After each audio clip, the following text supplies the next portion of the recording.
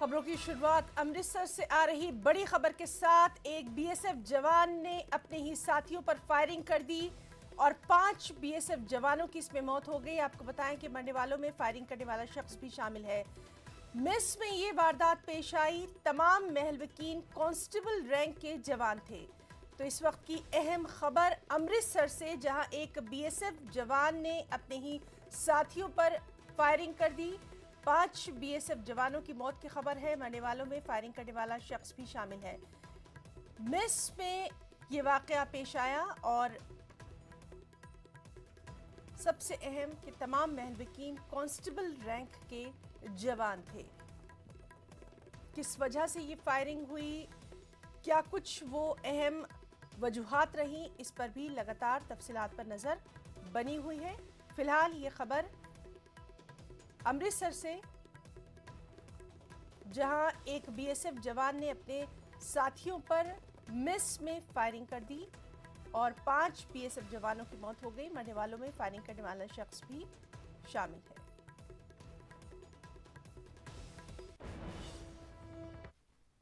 रूस यूक्रेन की जंग थमने का नाम नहीं ले रही है। रूसी फौज की पेशकदमी लगातार जारी है। रूस यूक्रेन की जंग का आज 11वां दिन हो गया है। इस बीच रूसी फौज कानीव के हाइड्रो इलेक्ट्रिक पावर प्लांट की तरफ बढ़ रही है। कीव से 100 किलोमीटर के फासले पर कानीव है। वहीं यूक्रेन के सदर वोल्दिमीर ज़ेलेंस्की ने रूस से मुकाबले के लिए मजीद तैयारी रवाना करने की अमेरिका से अपील की है।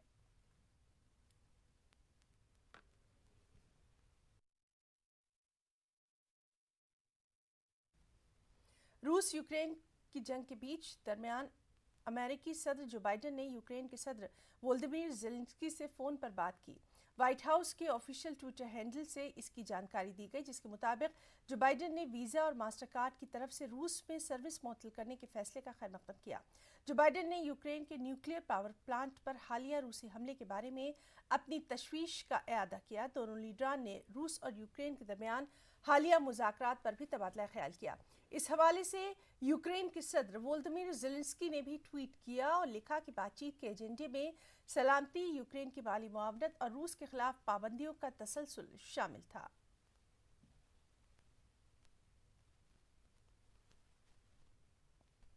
रूस और यूक्रेन के वफूद के दरमियान तीसरे दौर की बातचीत कल होने वाली है। ये मालूमात यूक्रेन के मुज़ाकरातकार ने दी। इससे पहले रूस और यूक्रेन के दरमियान मुज़ाकरात के 2 दौर हो चुके हैं, लेकिन अब तक कोई नतीजा नहीं निकल सका है।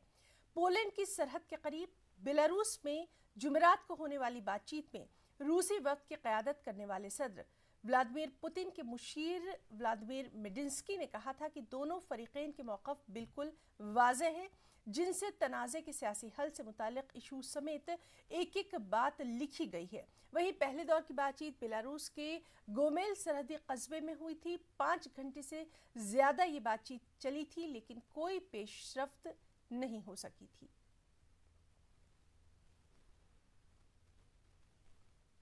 इस्राएली वज़ीर-ए-आज़म नफ्ताली बेनेट ने क्रेमलिन में रूसी सदर व्लादिमीर पुतिन से खास मुलाकात की, जिसमें यूक्रेन की जंग पर तबादला ख्याल किया गया। 3 घंटे तक जारी रहने वाली मुलाकात के बाद बेनेट के तर्जुमान ने कहा कि उन्होंने यूक्रेन के सदर वोल्दिमीर ज़ेलेंस्की से भी फ़ोन पर बात की है। ज़राए के मुताबिक बेनेट अमेरिका, फ्रांस और जर्मनी के साथ बुरहान का हल निकालने के लिए कोशिशें कर रहे हैं। वहीं अमेरिका को पहले से ही इस मुलाकात के बारे में आगाह कर दिया गया था। और रूसी सदर व्लादिमीर पुतिन ने यूक्रेन को खबरदार किया है। उन्होंने कहा है कि अगर वो वही करते रहे जो वो कर रहे हैं, तो वो यूक्रेनी रियासत के मुस्तकबिल पर सवालिया निशान लगा रहे हैं। पुतिन ने मजीद कहा कि और अगर ऐसा होता है तो इसके जिम्मेदार वो खुद होंगे। पुतिन ने यह तबसरा रूसी एयरलाइन एयरोफ्लोट के फ्लाइट अटेंडेंट्स के साथ टेलीविजन मीटिंग के दौरान किया। Они будут продолжать делать то, что они делают. Я уже тоже об этом говорил. Они ставят вообще под вопрос будущность украинской государственности. И если это произойдет, это будет целиком и полностью на их совести. यूक्रेन के सदर वोल्दिमीर ज़ेलेंस्की का बयान सामने आया है, जिसमें उन्होंने कहा है कि यूक्रेन के लोग पीछे हटने या शिकस्त तस्लीम करने के लिए तैयार नहीं हैं। उन्होंने कहा कि हमारे लोग, हमारे यूक्रेनी पीछे नहीं हट रहे हैं, हिम्मत नहीं हार रहे हैं। ज़ेलेंस्की ने हफ्ते के रोज़ कहा था कि अगरचे रूस ने खार्किव और सोमी जैसे दूसरे शहरों को अपने घेरे में ले लिया है, लेकिन यूक्रेन की अफवाज वस्ती और जुनूब मशरक़ी यूक्रेन के अहम शहरों पर कंट्रोल रखने में कामयाब हो गई हैं। Наші люди, наші українці не відступають, не здаються, не зупиняють свого спротиву. Вони кричать окупантам: «Йди додому, як російський корабель». Відтісняють їх з нашої території, перекривають їм дороги. Кожен метр нашої української землі, відвойований протестом і приниженням окупантів, це крок. Крок вперед, до перемоги. До перемоги для всієї нашої держави. Це шанс на життя. Українці, в усіх наших містах України, куди зайшов ворог, відчуйте це, переходьте у наступ. कीव में शहरी और फौजी यूक्रेन के दारुल-हुकूमत के दिफा की तैयारी कर रहे हैं, क्योंकि रूसी फौजियों ने शहर पर अपनी पेशकदमी जारी रखी है। हथियारों से लैस रजाकार रूसी टैंकों और फौजियों के काफिलों को सुस्त करने की उम्मीद में रुकावटें बना रहे हैं और सड़कों पर नस्ब कर रहे हैं।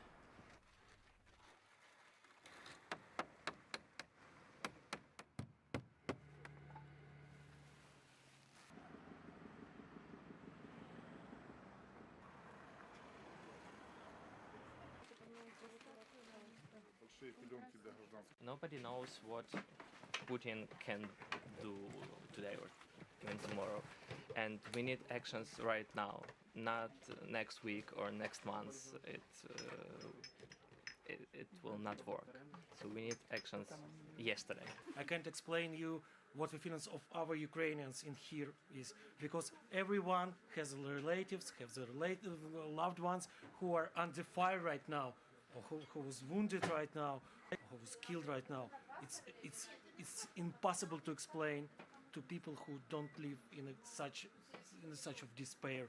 But this despair, it's not despair, oh, we are surrendered. No, it's despair, we will win. We will go, we will fight you back to hell, where your place is. No purpose for this. So why do they do this? I want to fight also, because this is my country, this is my home, my thoughts, my family, all of my, I don't know, pressures, everything is here. And I would like to be this, like that way it was before. Kyiv में सैकड़ों मर्द Ukraine की फौज में शमूलियत के लिए sign up करने के लिए कतार में खड़े हैं। 18 से 60 साल की उम्र के अफराद को मुल्क छोड़ने से रोक दिया जाता है। उन्हें अपने अफराद खाना को अलविदा कहने पर मजबूर किया जाता है, जो यूक्रेन को तर्क करके या मुल्क के दूसरे हिस्सों में सफ़र करके हिफाजत की तलाश में हैं। इस तरह से बहुत से अफराद को फौज में भर्ती किया जा रहा है। Це мій обов'язок, я хочу бути корисним, хочу допомагати, хочу захищати, хочу відвоювати, хочу, щоб моя сім'я якнайшвидше повернулася в Україну і зроблю це все можливо і якнайшвидше. We know why we defend our country, and our guys that are actually standing there and fighting Russian military forces, they know what they are doing. Those guys, they don't. We know what we are doing, and that's why we will win. Iran और बैनुल-अक़वामी जोहरी तवानाई agency यानी IAEA ने Iran की जोहरी तहफ़्फ़ुज़ात के मसाइल को जून तक हल करने के लिए एक रोड मैप पर इत्तेफाक किया है। इसे एक अहम कदम माना जा रहा है, जब वियना में 2015 के ईरान जोहरी मुआहदे को बहाल करने के लिए बातचीत आखिरी मरहले में दाखिल हो गई है। IAEA ने अपने डायरेक्टर जनरल राफेल ग्रोसी और ईरान की जोहरी तवानाई की तंजीम AEOI के सदर मोहम्मद इस्लामी का एक मुश्तरका बयान जारी किया। दोनों की मुलाकात तेहरान में हुई और तबादला ख्याल किया गया।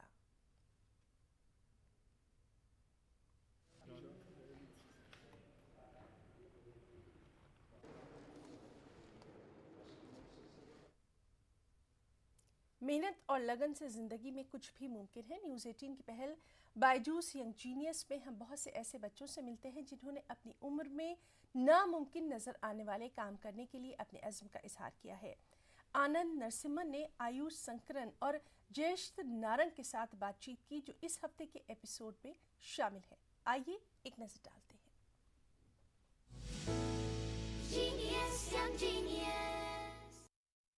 कुछ अजब है इनकी बात कि उम्र इनकी इतनी छोटी है पर कारनामे बड़े।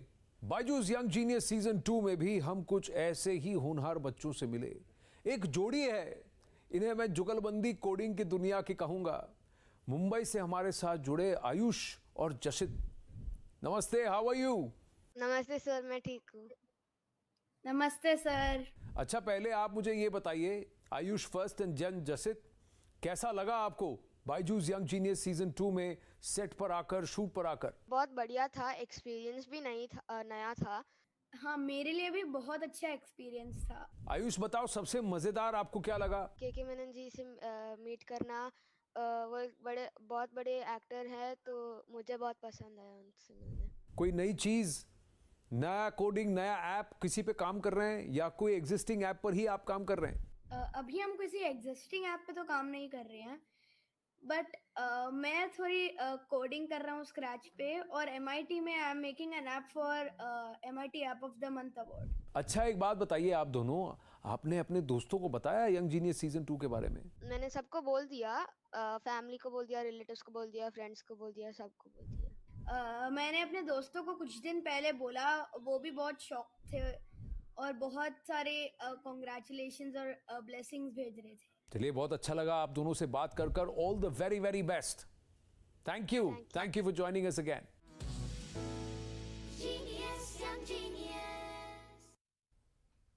इसके साथ वक्त है एक छोटे से ब्रेक का, चल लौटेंगे।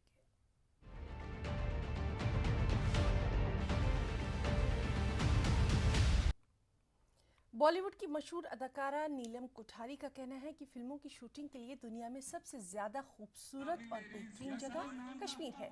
नीलम ने कहा कि वो बॉलीवुड की फिल्मों की शूटिंग कश्मीर, खासकर गुलमर्ग में कराने की वकालत करेंगी और कश्मीर के बासलाहियत नौजवानों को बॉलीवुड में दाखिल करने की भी कोशिश करेंगी। नीलम ने यह भी कहा कि कश्मीर अब तेजी से खुशहाली की जानिब गामजन है। गुलमर्ग में नीलम कोठारी के साथ खास बातचीत की, वहां मौजूद हमारे साथी मुनीर हुसैन हुर्रा ने। हमारे साथ मौजूद है बॉलीवुड की अदाकारा यहाँ पे नीलम कोठारी। आपका इस्तकबाल है गुलमर्ग पे इन हसीन वादियों में। सबसे पहले ये बताइए, आप स्विट्ज़रलैंड, मुख्तलिफ मुल्क के मुख्तलिफ ममालिक में आप शूटिंग के लिए जाते हैं, तो अपने देश के अंदर एक खूबसूरत जगह है गुलमर्ग, कश्मीर, तो क्या कहेंगे कितनी खूबसूरत जगह है फिल्म इंडस्ट्री के लिए और शूटिंग के लिए? अभी देखिए, कश्मीर जो है मेरे बहुत करीब के हैं, एंड मेरी पहली पिक्चर जो थी जवानी, यहाँ पर शूटिंग हुई, श्रीनगर में गुलमर्ग में, पहलगाम में। तो मतलब ये मेरे कश्मीर मेरे दिल के बहुत करीब हैं, तो बहुत खुशी हुई यहाँ आके। और ये जो फेस्टिवल है, पूरा जो टैलेंट है, सिंगर्स हैं, ये सब देख के मुझे बहुत खुशी हुई।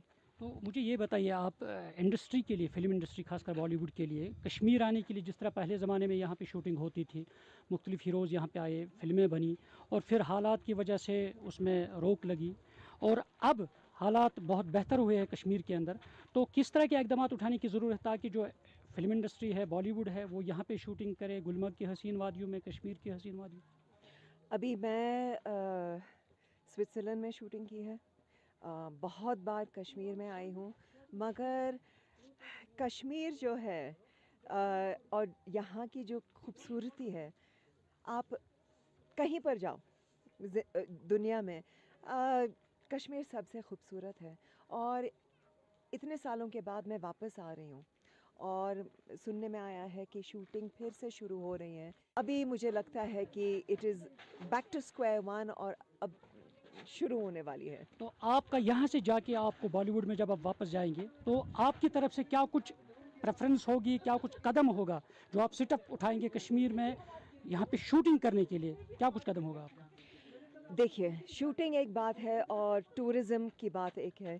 मैं इनकरेज करूँगी मेरे जो कॉलीग्स हैं यहाँ पर शूटिंग करने के लिए, और सिर्फ शूटिंग ही नहीं, मैं उनको बोलूँगी कि हॉलिडे के लिए जाओ। इतनी खूबसूरत जगह, मतलब मुंबई से 3 घंटे का फ़्लाइट है और आप पैराडाइस में आ जाते हैं। आई मीन, लोग स्विट्ज़रलैंड जाते हैं और कहाँ कहाँ जाते हैं, इतना दूर, और सब अपने देश में है। जी, मुझे ये बताइए, यहाँ पे अगर हम टैलेंट की बात करें, कश्मीर के अंदर काफ़ी टैलेंट है, और क्योंकि बहुत सारे बच्चे हैं जो बॉलीवुड में गए भी हैं, यहाँ के यूथ्स को जिनके अंदर टैलेंट है उनको फिल्म इंडस्ट्री की तरफ रागिब करना, उनको वहाँ पे डाइवर्ट करना, उनको ले जाना, तो क्या कुछ कोशिश रहेगी आपकी तरफ से और आपके जो कोलीग्स हैं बॉलीवुड में उनकी तरफ से? मैं ज़रूर ये सब देखने के बाद मुझे एक्चुअली मुझे पता नहीं था कि इतना ज़ोरदार और टैलेंटेड लोग हैं यहाँ पर। और मैं ज़रूर वापस जाके बोलूँगी मेरे कॉलीग्स को कि कश्मीर में जाओ और वहाँ के टैलेंट्स, वहाँ के सिंगर्स जाके सुनो, जाके देखो, उठा के ले आओ। सच्ची मैं बोल रही हूँ। और मुझे लगता है कि ये शुरुआत है।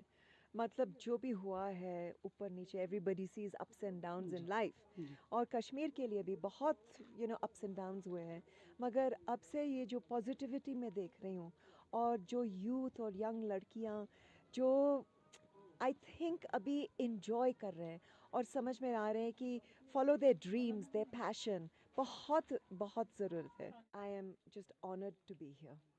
Thank you. Thank you. Munir Hussain, news 18 Urdu, Gulmarg. Lucknow में सड़क हादसे में सीरपुर के इंस्पेक्टर संजय सिंह की मौत हो गई है। संजय सिंह की निजी कार और ट्रक में तसादुम हुआ, जिसके नतीजे में उनकी जान चली गई। कल देर रात सीरपुर थाना हल्के के भटोली क्रॉसिंग के पास यह हादसा पेश आया।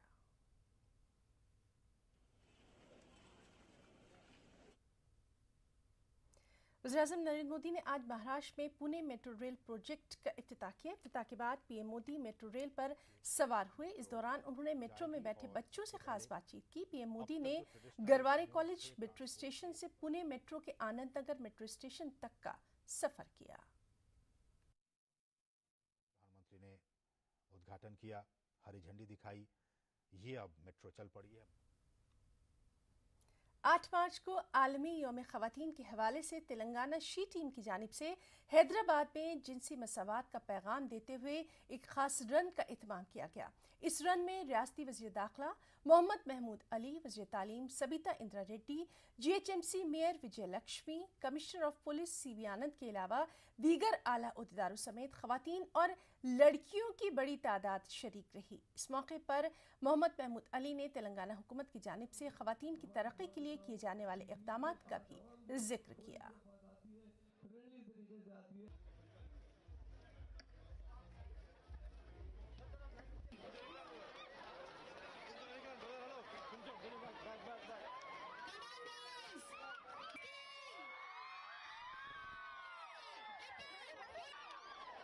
जो 8 तारीख को वुमेंस डे है, उसके लिए ऑनरेबल CM साहब ने कहा कि हम 3 दिन मनाएंगे, क्योंकि हम यही चाहते हैं कि तेलंगाना में हमारी जो महिला है, बहनें हैं, हमारे गर्ल्स हैं, उनमें अवेयरनेस पैदा किया जाए। क्योंकि आज जेंडर रन रखा गया है। ये जेंडर नहीं है, इक्वलिटी नहीं है, बल्कि हम महिलाओं को बहुत ज़्यादा इज्जत देते हैं। ये हमारा हिंदुस्तानी कल्चर और तेलंगाना का कल्चर है। और हमारी पुलिस, तेलंगाना पुलिस बहुत अच्छी तरीके से काम करी। जब से तेलंगाना बना है, शी टीम्स का क़याम अमल में लाया गया, भरोसा सेंटर का क़याम अमल में लाया गया। मैं समझता हूँ शी टीम भरोसा सेंटर हिंदुस्तान में किसी स्टेट में नहीं है, जो ख़ास तौर से महिला के लिए। और महिला के लिए ऑनरेबल CM साहब ने ख़ास तौर से पुलिस में जो भर्ती होती है 33% रिजर्वेशन रखा है, क्योंकि हर पुलिस स्टेशन में हमारी महिला बहनें रहेंगी, तो डेफिनेट उनको सपोर्ट मिलेगा। और हमारे पास जो 100 डायल है पेट्रोलिंग, वो अगर कहीं भी किसी महिला को कहीं परेशानी आती है, कष्ट होता है, अगर वो 100 डायल करेंगे तो 5 मिनट या 3 मिनट, 2 मिनट, 3 मिनट के अंदर हमारी पुलिस पहुंच जाती है। मुल्क में कोरोना की तादाद में लगातार कमी देखी जा रही है। महकमा सेहत के आदाद शुमार के मुताबिक 5476 नए मामले दर्ज किए गए। गुज़िश्ता 24 घंटों के दौरान 158 अफराद कोरोना से फौत हुए, जबकि इसी अरसे में 9700 से ज़्यादा अफराद शिफायाब हुए। इस वक्त मुल्क भर में 59,000 से ज़्यादा एक्टिव मामले पाए जाते हैं। कोरोना से बचाव के लिए अब तक 178 करोड़ से ज़्यादा टीके लगाए जा चुके हैं।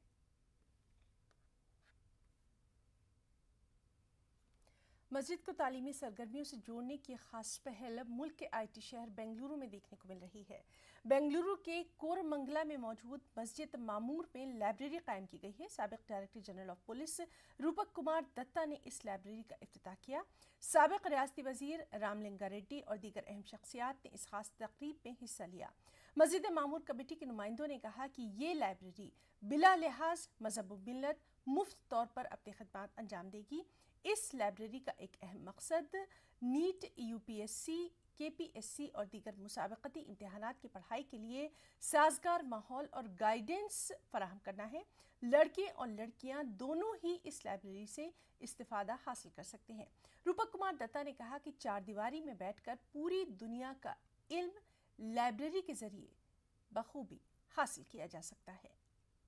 ये सोच ही कि लाइब्रेरी बनाएंगे, ये बहुत ही अच्छा नेक वो है, क्योंकि आजकल क्या हो रहा है कि बच्चों का सारा ध्यान, बच्चे क्यों इवन बड़ों के भी, पढ़ाई से हट के दूसरे जगह पे जा रहा है।